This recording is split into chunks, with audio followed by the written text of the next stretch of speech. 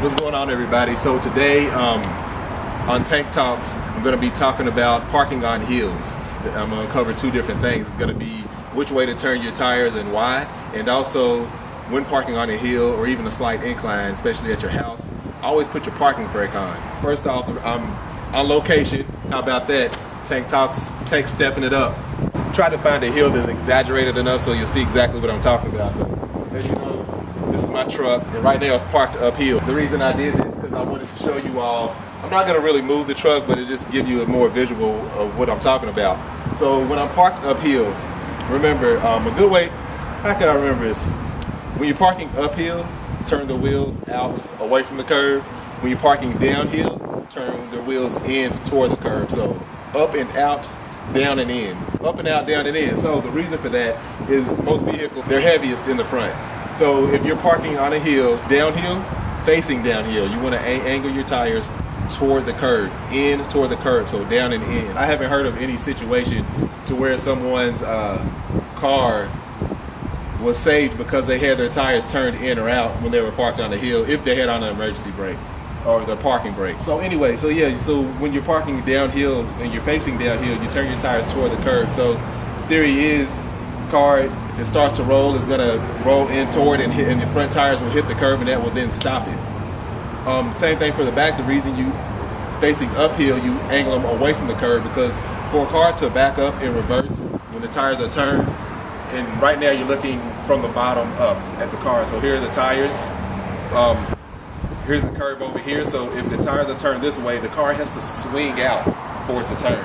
So in theory, cars facing uphill, the tires swing out. So now when if the car starts to roll, it's gonna swing, and that right tire, or whichever closest to the curb, the tire is gonna hit and act as a wheel stop, and it's gonna stop your vehicle from rolling away into somebody's house or somebody's car or what have you. So that's behind that. It's always up and out, down and in. Forward is on the right side, or you're on the right side of the road.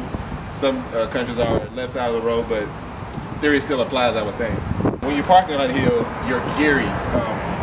When I say gearing, I'm talking about when you put your car into park. I always told Angel, and even in our driveway, we don't have that much of a slant on our driveway, but it is on a little bit of a slope to where if you were to put the car in neutral, it will roll a little bit. And you can feel that when you park. As soon as you park, you kind of feel the car ride back on the gear. You kind of feel it bump a little bit. And anytime you're on a hill, I always tell people, always put your brake on, because you don't want the weight of your vehicle resting back on that gear. If you ever park and you're coming out of gear and you hear that big clunk or that big boom, it's like a boom. You have to force it out of gear a little bit. That's because force it out of park. That's because the weight of the car is riding on the gear, whether it's uphill or downhill or whatever you're doing, riding on the gear. You don't want that to happen, especially over time, because you will mess up your transmission or mess up the gearing. So there's a strategy that I always tell Angel, and what I always do, and I always try to get people to do, when you're parking and you're on a slope and you go to put on your brake, like when you first pull up, you go to put your brake on. What you want to do is you put your foot on the brake, stop the car, you apply the parking brake, and then put the car into park.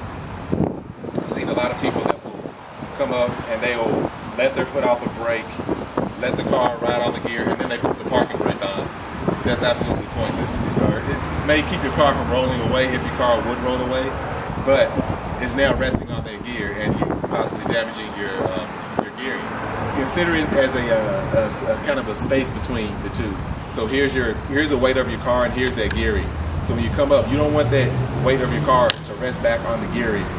You want to keep it off. So when you pull up, the car's still in drive, you hold down on the brake, apply the parking brake to stop it there, to lock it into place. And then you can put the car in park. So now it stays here. When you don't do that and your car is on that slope, you drive up, you come up, you let off the brake, then the car is resting back on the gear, and that's not good. You don't want that weight to do that. Same thing for downhill, same thing applies. Also, when you're getting back in your car and you're taking it out of park into drive, I'm gonna show you with my own feet because it's kind of hard to explain. I'm gonna see if I can get this to work. Did the proper procedure. I put my foot on the brake, then I applied the parking brake before it took me in gear. So I'll do the procedure as I'm getting in the car to take off, and I'll also do the procedure, show you again, as I'm pulling up. So this is real time. This is exactly how this should be done. So car is in park. My foot is going on the brake. I'm putting the car into drive. Foot is still on the brake. Parking brake is still applied. Now I'm releasing the parking brake and free to go. Truck actually started rolling back a little bit. Reverse that. Actually, let me pull up a little more. So as a reverse, now I'm on the hill. I stop the truck. My foot is on the brake. Staying on the brake. I'm in park. My foot is still on that brake. Now I'm applying this brake. And I turn the wheels, if I'm uphill, turn the wheels out away from the curb. If I'm downhill, turn the wheel in toward the curb. So that applies. But now you see the vehicle, I'll try to compare it to the ground. You can see that it doesn't move whatsoever. My foot is off and the truck didn't move. And that's when you don't feel that rocking motion. And I just explained that rocking motion. I've been in situations to where people could not get their car out of park because the weight of the vehicle is resting on their parking gear, and that's why. The way that you get out of that is you need to apply force off the gear.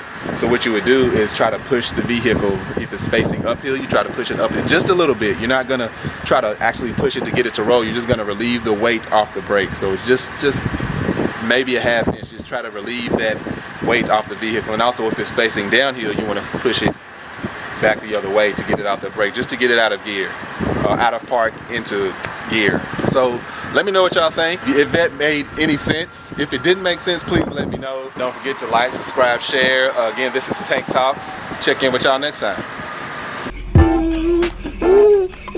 There you go. There you go. Yay! So now we have